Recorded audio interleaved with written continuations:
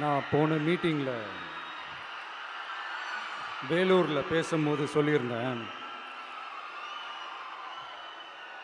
தமிழ்நாடு தான் விஜய், விஜய் தான் தமிழ்நாடு அப்படின்னு நான் சொல்லியிருந்தேன். அது ஏன் அப்படி சொன்னேன் அப்படின்னா, தமிழ்நாட்டு மக்களுடைய ஒரே பிரதிநிதியாக, உண்மையான ஒரு பிரதிநிதியாக நாம் மட்டும்தான் இருக்கிறோம் அப்படின்றதுக்காக தான் அப்படி நான் சொன்னேன். அப்புறம் அந்த தேர்தல் பற்றியும் நான் சொல்லியிருந்தேன். தமிழ்நாடு வர்சஸ் ஸ்டாலின் சார், அதாவது விஜய் வர்சஸ் ஸ்டாலின் சார், அதையும் நான் சொல்லியிருந்தேன். அப்புறம் இன்னொரு கேள்வியும் கேட்டிருந்தேன். இது தமிழ்நாடு சட்டசபைக்கான ஒரு தேர்தல், இதை ஏன் தமிழ்நாட்டுக்கும் டெல்லிக்குமான ஒரு எலெக்ஷன் சொல்கிறீங்க அப்படின்னு நான் கேட்டிருந்தேன். உடனே விஜய் பாஜகவுக்காக பேசுகிறாரு அப்படின்லாம் திருச்சி பேச ஆரம்பிச்சிட்டாங்க. அப்புறம் ரெகுலராக ஒன்று பண்ணுவாங்கல்ல, நம்மளுடைய சிறுபான்மை சகோதரர்களை பயமுறுத்தி பயமுறுத்தி ஒரு ஏமாத்து வேலை ஒன்று செய்வாங்கல்ல, அது இனிமேல் அவங்களால தொடர்ந்து செய்ய முடியாதுன்னு அவங்களுக்கு தெரிஞ்சு போச்சு. அதனால தான் நான் என்ன பேசினாலும் அதை திருச்சி பேசுறது, அந்த தில்லு முள்ளு வேலைகள்லாம் அவங்க செய்ய ஆரம்பிச்சிட்டாங்க. சென்னையில் டெல்லி டெல்லின்னு கூவுறதும், அடிக்கிற கொள்ளைக்கு ரைடு வந்துட்டா டெல்லிக்கு வெள்ளை கொடை பிடிக்கிறதும்,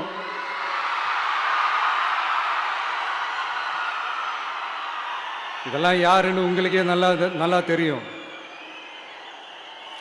தமிழ்நாட்டை காப்பாற்றுறது திமுக தான், தமிழ்நாட்டை பிழைக்க வைக்கிறது திமுக தான், இதெல்லாமே பண்ணுறது திமுக தான், ஸ்டாலின் சார் தான். இதெல்லாம் ஒர்க் அவுட்டே ஆகாது பாஸ்.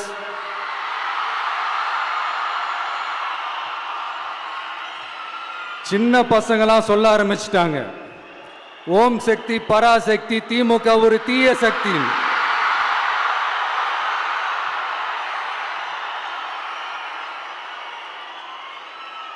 அதனால் இந்த தமிழ்நாடு இன்னொன்று வேற ஒன்று சொல்கிறாங்க. அது என்னடான்னா, தமிழ்நாட்டு அணி டெல்லி அணியா. கிரிக்கெட்டில் கூட தமிழ்நாட்டு அணியை டெல்லி அணியால் தொட்டு கூட பார்க்க முடியாது.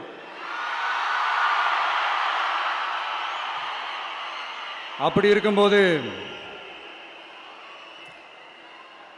கிரிக்கெட்லையும் விசில போடுறது தமிழ்நாடு தான், சிஎஸ்கே.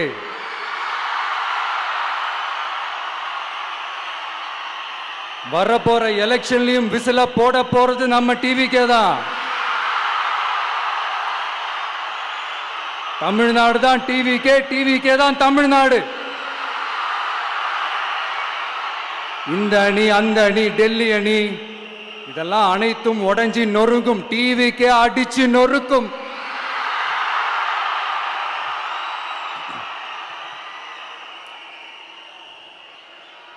எனக்கும் என்னுடைய மக்களுக்கும் நடுவில் வேற யாராலையும் உள்ள நுழையவே முடியாது.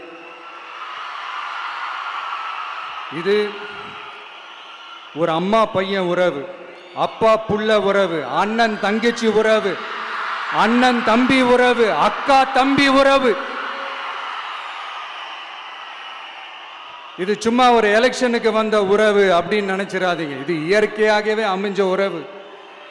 இது எவ்வளோ டீப்பான உறவுன்றது நான் உணர்ந்திருக்கிறேன். அதே மாதிரி நம்ம தமிழ்நாடு மக்களும் இதை உணர்ந்து இருக்கிறாங்க. இன்னும் சிம்பிளாக சொல்லணும்னா, மற்றவங்களுக்கு வேணா இது எலெக்ஷன், ஆனால் எனக்கும் என்ன நேசிக்கிற மக்களுக்கும் இட் இஸ் an emotion.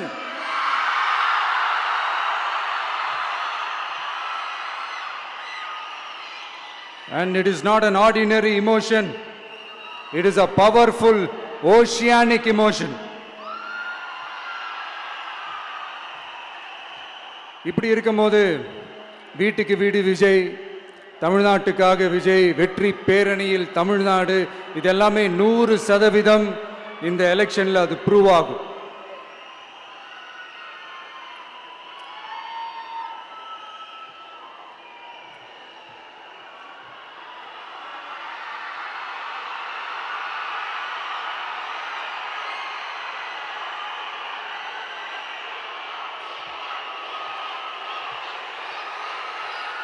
நீங்க எல்லாரும் எனக்கு இன்னொரு உறுதிமொழியை ஒன்று கொடுக்கணும்.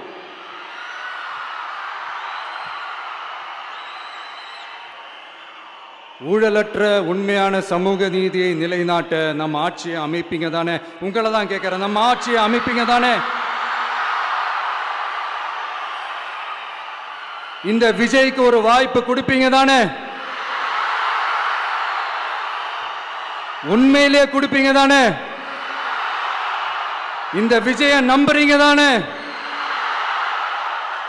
ஒவ்வொரு வீட்லயும் விசில் சத்தம் கேட்கும் தானே? அந்த விசில் சத்தம் ஒவ்வொரு பூத்திலையும் புயலா ஒலிக்கும் தானே? Thank you thank you thank you.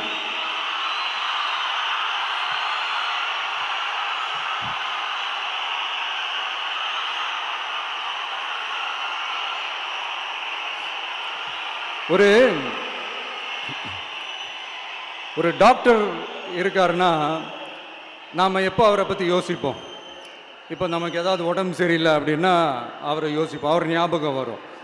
அது மாதிரி நமக்கு ஏதாவது ஒரு பிரச்சனை அப்படின்னா ஒரு வக்கீலை தேடிப்போம், அவர் ஞாபகத்துக்கு வருவார். இது மனித இயல்பு. அந்தந்த பிரச்சனை வரும்போது நம்ம அவங்கவுங்கள தேடி போவோம். ஆனால் ஆன் அ டெய்லி பேசிஸ் நம்ம சும்மா சாப்பிடும் போது கூட நம்மளை அறியாமல் ஒருத்தவங்களை பற்றி நினைப்போம், நம்மளை அறியாமல் அவங்களுக்கு நாம் நன்றி சொல்லுவோம். அந்த மதிப்பிற்குரிய அந்த மனிதர்கள் வேற யாரும் இல்லை, விவசாயி விவசாயி விவசாயி.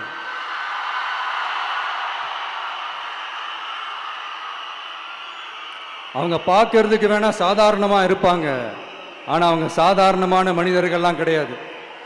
இந்த உலகத்தையும் மனிதர்களையும் படைச்சது கடவுள்னு சொல்லுவாங்க, ஆனால் அந்த கடவுளுக்கே படையல் போடுற உயர்ந்த மனிதர்கள் தான் நம்ம விவசாயிகள். இந்த பூமியில உயிர் இருக்குது, இந்த பூமியில பூ பூக்கும், காய் காய்க்கும், பூத்து குலுங்கும்னு இந்த பூமியை அழகா காட்டி இந்த பூமியை சாமி ஆக்கிறதுல இயற்கையோட சேர்ந்து நம்ம விவசாயிகளுக்கும் ஒரு முக்கிய பங்கு ஒன்று இருக்குது. அதனால நான் ஏதோ ஓவரா ஏதோ சொல்றேன்னு நினைக்காதீங்க. எனக்கு இந்த அடுத்த ஜென்மம் மறுபிறவியை பற்றியெல்லாம் எனக்கு தெரியாது. அது உண்மை அப்படின்னா அடுத்த ஜென்மத்தில் நான் ஒரு விவசாயி குடும்பத்தில் பிறக்கணும்னு ஆசைப்படுறேன்.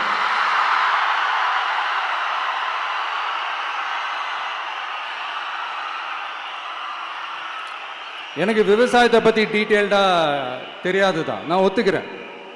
அதனால் மற்றவங்க மாதிரி நானும் டெல்டாக்காரன் தான் அப்படின்னு உங்கள் காதில் டால்டா ஊத்தலாம் நான் வரல.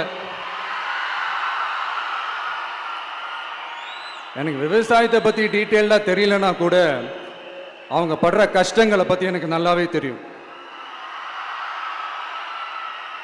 நம்மளுடைய முதல் அரசியல் பயணம் தொடங்கினதே அந்த பரந்தூர் விஷயத்தை கையில் எடுத்து தான். அதனால் நம்மளுடைய இந்த ஆட்சி அமைஞ்சதும் தீர்க்க வேண்டிய முக்கியமான பிரச்சனைகள் நம்மளுடைய விவசாய பிரச்சனைகளும் ஒன்று. முதல்வர் அவர்களுக்கு இந்த மாதிரி நீங்கள் அது செஞ்சிட்டேன் இது செஞ்சிட்டேன் அப்படின்னு நிறையா பெருமையாக சொல்லிக்கிறீங்களே, ஒரு அடிப்படை ஒரு பிரச்சனையை பற்றி ஒன்று பேசுவோமா? கொஞ்ச நாளைக்கு முன்னாடி ஐநா சபை ஒரு ரிப்போர்ட் ஒன்று வெளியிட்டிருந்தாங்க. அது கூட தினத்தந்தி நியூஸில் கூட வந்துச்சு. உடனே கூகுள் பண்ணி எதுவும் தேடாதீங்க, உங்கள் ஏஜென்சி வச்சு எதுவும் சர்வே கிர்வே எடுக்காதீங்க. எதுக்கு உங்களுக்கு சிரமம்? நானே என்னன்னு சொல்கிறேன். தண்ணீர் திவால் அப்படின்ற அந்த தலைப்பில் தண்ணியே இல்லாமல் திவால் ஆக போகுது அப்படின்ற அந்த கட்டுரை படிக்கும் போது உண்மையிலேயே மனசுக்கு ரொம்ப பகீர்னு இருந்தது. இந்தியாவிலேயே அது முக்கியமாக நம்ம தமிழ்நாட்டில் இன்னும் கொஞ்ச காலத்திலேயே தண்ணியே இல்லாமல் திவாலாக போகுதான். அதுக்கு காரணம் நிலத்தடி நீரை பாதுகாக்காமல் விட்டது தான் காரணமாக. மண்ணையும் மணலையும் கொள்ளையடிச்சா பின்ன வேற என்ன நடக்கும்? மலைகளை முழுகினா பின்ன வேற என்ன நடக்கும்? கனிம வளங்களை கொள்ளையடிச்சா பின்ன வேற என்ன நடக்கும்? இந்த மணல் கொள்ளையில் ஈடுபட்டவங்களை மேலே நீங்கள் சரியாக நடவடிக்கை எடுக்கலைன்னு அது போதுமானதாக இல்லை அப்படின்ட்டு சென்னை உயர்நீதிமன்றம் சொன்னிச்சே, மறந்துட்டீங்களா? இந்த மணல் கொள்ளை, கனிம வள கொள்ளை, இதுக்கெல்லாம் காரணம் மணல் மாஃபியா குரூப் தான் மதுரை உயர்நீதிமன்றம் அந்த கிளை சொன்னுச்சு. அதை மறந்துட்டீங்களா? இந்த மணல் மாஃபியா குரூப்புக்கு ஆதரவு அளிக்கிறது யாரு? உங்க திமுக கவர்மெண்ட் தானே. அது இல்லைன்னு சொல்ல முடியுமா? அவங்களோட டீலிங்ல இருக்கிறது யாரு? நீங்க தானே. அது இல்லைன்னு சொல்ல முடியுமா? தண்ணி திவாலாக போகுது, மணல் திவாலாக போகுது, கனிம வளம் திவாலாக போகுது. மொத்தத்தில் உங்க ஆட்சியில தமிழ்நாடு திவாலாக போகுது. கடன் மேல கடன் வாங்கிட்டு உங்க கவர்மெண்டே குப்புரட்சி படுத்துக்குச்சு. உங்ககிட்ட பேசுறதும் ஒண்ணுதான். சரி, அதை விடுங்க.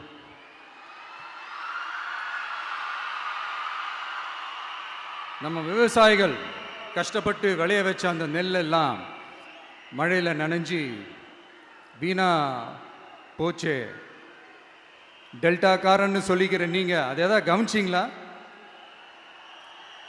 அவங்களுடைய போராட்டம் எதுக்காவது கூட போய் நின்றுக்கிறீங்களா? கூண்டாஸில் மட்டும் போடுவீங்க. இதானே உங்களுடைய அந்த சாதனை. பரந்தூர் பிரச்சனை உங்களுடைய உண்மையான நிலைப்பாடு என்ன?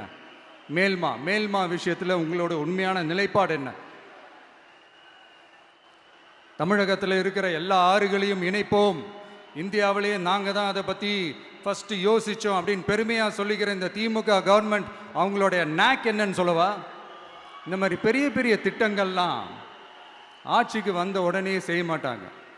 அந்த ஆட்சி முடிகிற டைமில், அந்த கடைசி 6 மாதம், அந்த 1 வருஷம், அந்த 1.5 வருஷத்தில் அதுக்கான திட்டத்தை கொண்டு வருவாங்க, அதுக்கான அடிக்கலை நாட்டுவாங்க. அதுக்கப்புறம் எலெக்ஷன் வரும், தோத்துருவாங்க. கேட்டால் எங்கள் ஆட்சி தான் முடிஞ்சிருச்சே அப்படின்னு நாடகம் ஆடுவாங்க. இல்லை, நான் தெரியாமல் தான் கேட்குறேன். மக்கள் மேலே உங்களுக்கு உண்மையிலே அந்த அக்கறை இருந்துச்சுன்னா ஆட்சிக்கு வந்த உடனே இந்த மாதிரி பெரிய பெரிய திட்டங்கள்லாம் ஸ்டார்ட் பண்ண வேண்டியது தானே. அதனால் ஆட்சி முடியும் போது அடிக்கல் நாட்டுறது. ஓட்டுக்காக என்னென்னலாம் பேசுவீங்க, ஆனால் மக்கள் இதெல்லாம் நம்புறதுக்கு அவங்கன்னா ஏமாளிங்க நினச்சிங்களா? மக்களே, நம்மளுடைய ஆட்சி அமைஞ்சதும் இந்த மாதிரி பெரிய பெரிய திட்டங்கள்லாம் உடனே ஸ்டார்ட் பண்ணுவோம். அதை அந்த 5 வருஷத்துக்குள்ள அதை முடிக்கவும் ட்ரை பண்ணுவோம். ஸோ இப்படிலாம் நம்ம பேசினா காவிரி பிரச்சனையில் உன் கருத்து என்ன, முல்லை பெரியார் பிரச்சனையில் உன் கருத்து என்ன, இப்படிலாம் அதெல்லாம் பற்றி உனக்கு என்ன தெரியுமா அப்படின்னு கேட்க ஆரம்பிச்சிருவாங்க. ஐயா, உலக மகா மேதைகளே, ROV, ரிமோட்லி ஆப்ரேட்டட் வெஹிக்கிள், அதை வச்சு தண்ணிக்குள்ளேயே போய் அணைகளோட உறுதித்தன்மையை ஆராய்ச்சி பார்க்குற வரைக்கும் நான் எல்லாம் தெரிஞ்சு தான் வச்சிருக்கிறேன். ஒருத்தன் சைலண்டாக இருக்கான், அமைதியாக இருக்கான்னா உடனே அவனுக்கு எதுவுமே தெரியாதுன்னு நினச்சிடாதீங்க. சும்மா கருத்து சொல்லிக்கிட்டு கம்பு சுற்றிக்கிட்டு இருந்தால் எல்லாமே நடந்துருமா? நசன் பேசி அதை கேட்டு மக்கள் வெறுத்து போயிட்டாங்க. உருப்படியா ஏதாவது யோசிங்கயான்னு மக்கள் நினைக்கிறத யாருக்கு தெரியுதோ தெரியலையோ, எனக்கு அது நல்லாவே தெரியுது. உரிய இடத்துக்கு போய் சம்பந்தப்பட்டவங்களோட பேசி அதுக்கான சொல்யூஷன் என்னன்னு தெரிஞ்சுக்கிட்டு அதை ப்ராப்பராக எக்ஸிக்யூட் பண்ணணும். அடுத்து, நம்மளுடைய கடல் விவசாயிகளான நம்மளுடைய மீனவர்களுடைய பிரச்சனைக்கு அப்பப்போ எந்திரிச்சு கடிதம் எழுதிட்டு திரும்ப தூங்க போயிடுவார். அவ்வளோதான், அதோட அது அப்படியே கிடக்கும். மானே, தேனே, பொன்மானே, இப்படிலாம் கடிதம் எழுதுறதெல்லாம் வேலைக்கே ஆகாது. ஒன்றிய அரசுக்கு அந்த உண்மையான உணர்வுபூர்வமான அந்த அழுத்தத்தை கொடுக்கணும். நம்ம மீனவர்கள் மேல அவங்க கையே வைக்கக்கூடாது, கையே வைக்க விடக்கூடாது. அவங்களுக்கான அந்த பாதுகாப்பு பக்காவா இருக்கணும். அதுதான் நம்மளுடைய ஒரே அஜெண்டா. மீனவர்களே, அடுத்து நம்மளுடைய ஆட்சி தான். கவலைப்படாதீங்க, தைரியமா இருங்க, உங்களுக்கான பாதுகாப்பு பக்காவா இருக்கும். இப்படி இருக்கும்போது அடுத்ததும் நாங்க தான் அப்படின்னு சிஎம் சார் சொல்லுவாங்க. அதெல்லாம் நடக்காது. 2வது முறை வந்ததெல்லாம் சரித்திரமே கிடையாது. இந்த சைனாவில் great great wall of China கேள்விப்பட்டிருப்பீங்க. அதோடைய நீளத்தை விட பெரிய டாஸ்க் இது. ஆனானப்பட்ட அவங்க அப்பாவாலே முடியல.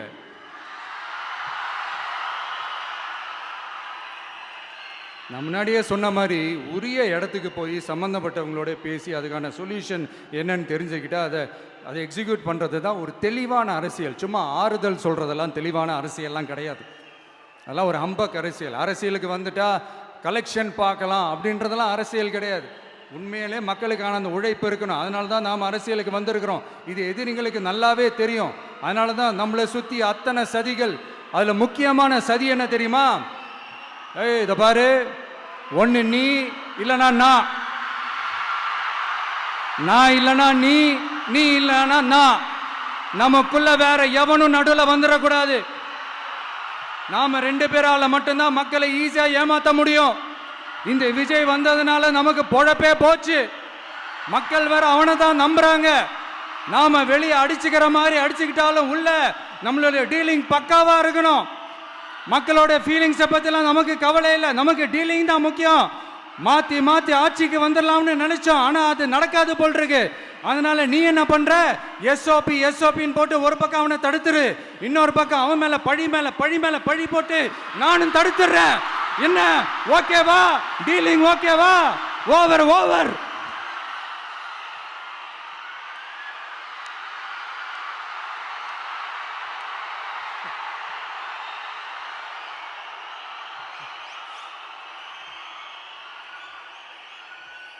இல்லைங்க, உண்மையிலேயே சிரிக்கிறதா என்ன பண்ணுறதுன்னு எனக்கு தெரியல. உண்மையிலே இப்படி தான் இருக்கு அவங்க டீலிங்லாம்.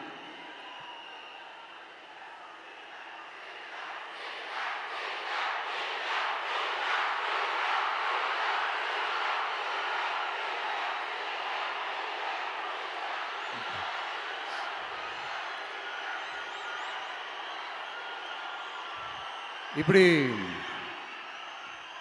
பழி மேலே பழி போட்டு கரூரில் ஆரம்பித்து நம்ம ஜனநாயகன் படம் ரிலீஸ் வரைக்கும்.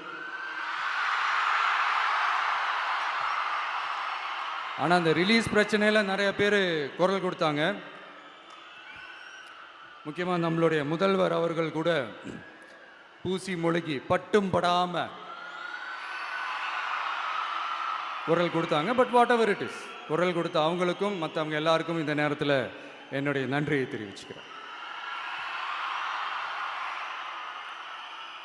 இப்படி நம்ம வெளிப்படையாக பேசுறதுனால சிஎம் சாரோட மனநிலை இப்போ எப்படி இருக்கும் தெரியுமா? ஏற்கனவே கட்சிக்காரங்க தொல்லை தாங்க முடியல, தூங்க விட மாட்டேறாங்க. இந்த விஜயம் வந்து தூங்க விட மாட்டான். நம்ம பாட்டுக்கு ஹைவேல சைக்கிளில் சோலாவா போலான்னு நினைச்சோம். இவன் நாடானா மக்கள் சக்தியோட வந்துட்டு இருக்கான். இவன் தான் கேள்வி கேட்கறான்னு பார்த்தா மக்களையும் கேள்வி கேட்க வைக்கிறான். 1000 ரூபாய் கொடுத்துட்டு இருந்தோம், 5000 ரூபாய் கொடுத்து ஏமாத்தலான்னு பார்த்தா அதையும் கேள்வி கேட்க வைக்கிறான். விசில் சத்தம் வேற விண்ண முட்டுது. கூட்டணி கட்சிகள் தொல்லை வேற தாங்க முடியல. இவன் பண்ற பிரச்சாரத்தையாத்த முடக்கலான்னு பார்த்தா அப்பவும் மக்கள் அவன் பின்னாடி தான் நிக்கிறாங்க. என்ன பண்றது ஏது பண்றதுன்னு தெரியாத ஒரு மனநிலையில இருப்பாரு. ஆனா சார், நீங்க இந்த விஜயம் முடக்கலாம். ஆனா ஒவ்வொரு வீட்டில் இருக்கிற ஒவ்வொரு விஜயையும் உங்களால முடக்கவே முடியாது.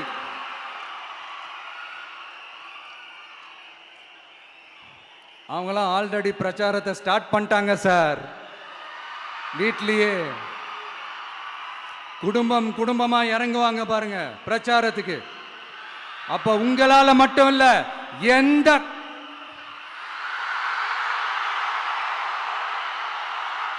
யாராலையும் தடுக்க முடியாது.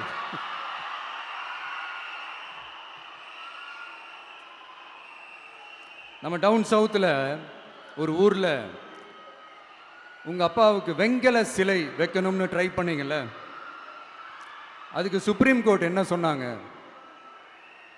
மக்களோட பணத்தில் யாருக்கு புகழ் பாட பார்க்குறீங்க அப்படின்னு கேட்டாங்கல்ல. அதுக்கு என்ன அர்த்தம் தெரியுமா? ஊராம் வீட்டு நெய்யில உங்க வீட்டுக்கு ஸ்வீட் செய்யாதீங்க. எப்படி? ஊராம் வீட்டு நெய்யில உங்க வீட்டுக்கு ஸ்வீட் செய்யாதீங்கன்னு அர்த்தம். மக்களோட ஒரு அடிப்படை வாழ்வாதாரத்துக்கு ஏதாவது பிரச்சனைக்குன்னு கேட்டா நிதி சுமைன்னு சொல்றீங்க. செல வைக்கிறதுக்கு மட்டும் எங்கிருந்து சார் காசு வருது?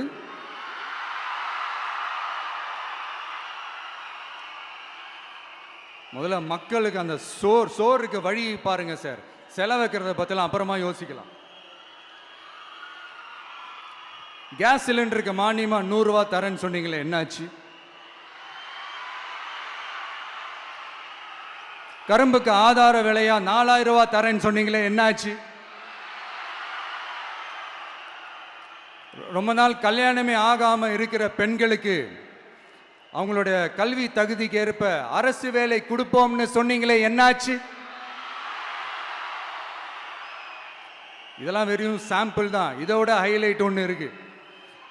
மாநில அரசால முடியவே முடியாதுன்னு தெரிஞ்சுக்கிட்டோம், நாங்க வந்தா நீட்டை ஒழிப்போம். ஆகா ஆகா ஆகா ஆகா, எவ்வளவு பெரிய ஒரு மோசடி இது! கேட்டா நாங்க தான் முன்மாதிரி ஆட்சின்னு சொல்லுவாங்க. மோசடி ஆட்சி. மோசமானவங்களே முக்கியமானவங்க கேள்விப்பட்டிருக்கிறீங்களா? அந்த மாதிரி மோசடி ஆட்சியிலே முக்கியமான ஆட்சி இந்த திமுக ஆட்சி. மக்களே, மக்களை நேசிக்கிற விஜய் வேணுமா? மக்கள் விரோத ஆட்சி நடத்துற ஸ்டாலின் சார் வேணுமா?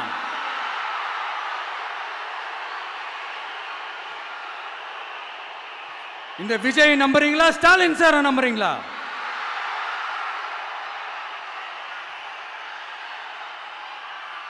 இந்த சத்தத்துக்கு அர்த்தம் தெரியுமா சார்? ஸ்டாலின் தொடரட்டும் அப்படின்னு அர்த்தம் கிடையாது. தீய சக்தி திமுக ஆட்சி மறையட்டும், தூய சக்தி டிவிகே ஆட்சி வரட்டும். நானும் உதிக்கட்டும்னு சொல்லாம்னு நினைச்சேன், பார்த்தா அதை வேற திருச்சி பேச ஆரம்பிச்சிருவாங்க. திருநெல்வேலியில், நாங்குநேரியில் இப்போ ரீசெண்டா ஒரே லைன்ல சொல்லணும்னா, நம்ம நண்பர் ஒருத்தர் ட்வீட் போட்டிருந்தாரு, அதையே சொல்றேன். ஸ்டாலின் தொடரட்டும், சட்டம் ஒழுங்கு சந்தி சிரிக்கட்டும். இதுதான் அந்த பிரச்சனைக்கு ஒரே லைன்.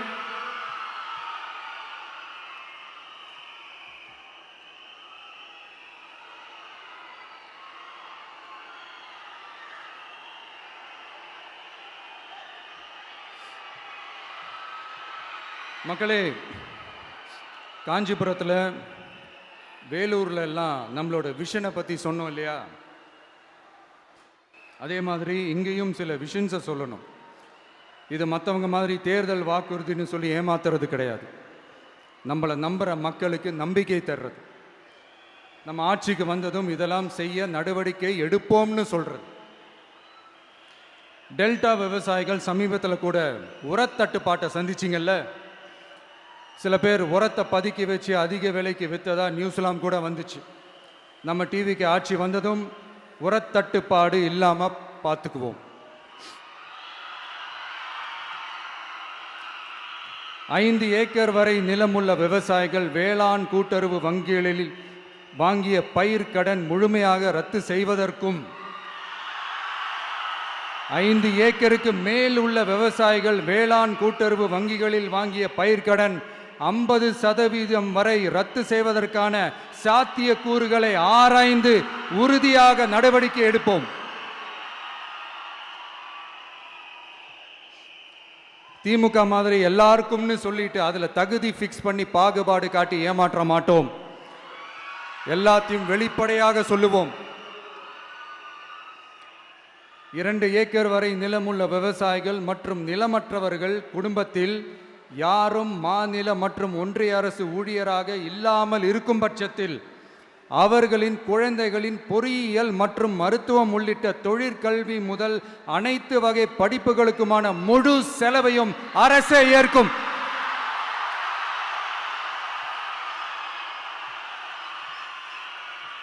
விவசாயிகளின் விருப்பத்திற்கு எதிராக எந்த திட்டமாக இருந்தாலும், ஒன்றிய அரசின் நெருக்கடியே இருந்தாலும், அந்த திட்டத்தை உங்களுடைய டிவிகே ஆட்சி முழுமையாக நிராகரிக்கும். எப்போதும் விவசாயிகளின் பக்கமே நம் ஆட்சி நிற்கும். கொள்முதல் நிலையங்களில் முறையாக நெல் மூட்டைகள் பாதுகாக்கப்படும். நெல் முளைத்து வீணாவதை பார்த்து கொண்டு நமது அரசு சும்மா இருக்காது. போதுமான கொள்முதல் நிலைய வசதிகள் ஏற்படுத்தப்படும்.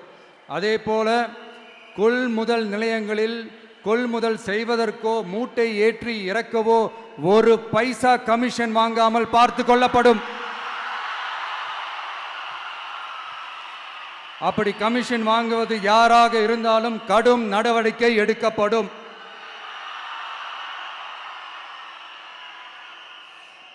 ஐநூறு ரேஷன் கார்டுகளுக்கு ஒரு ரேஷன் கடை என்ற வரையறை நிர்ணயிக்கப்படும். கிராமங்களிலும் எடையாளர் நியமிக்கப்படுவார். பெண் விற்பனையாளருக்கு பெண் எடையாளர், ஆண் விற்பனையாளருக்கு ஆண் எடையாளர் என்பது பின்பற்றப்படும்.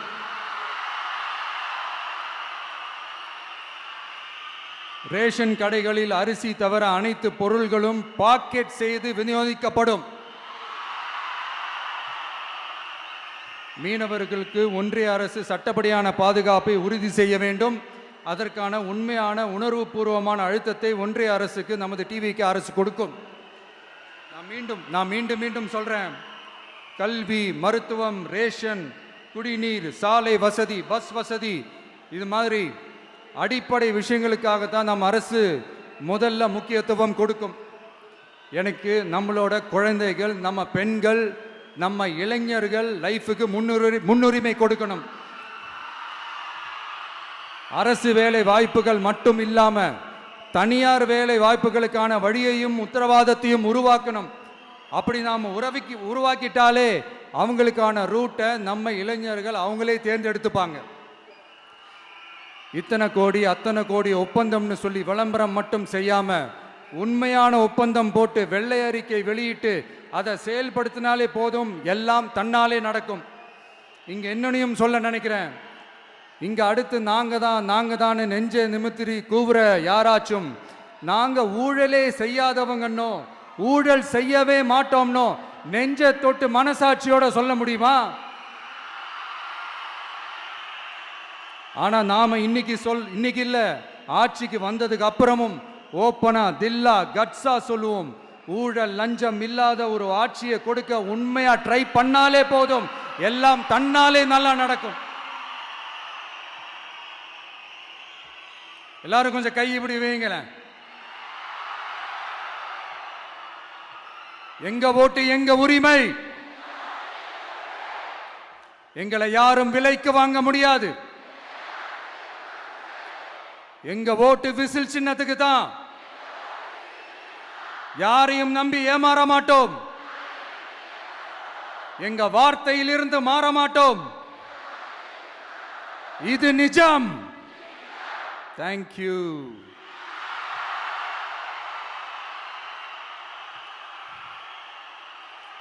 என் நெஞ்சில் குடியிருக்கும் தஞ்சை மக்களே,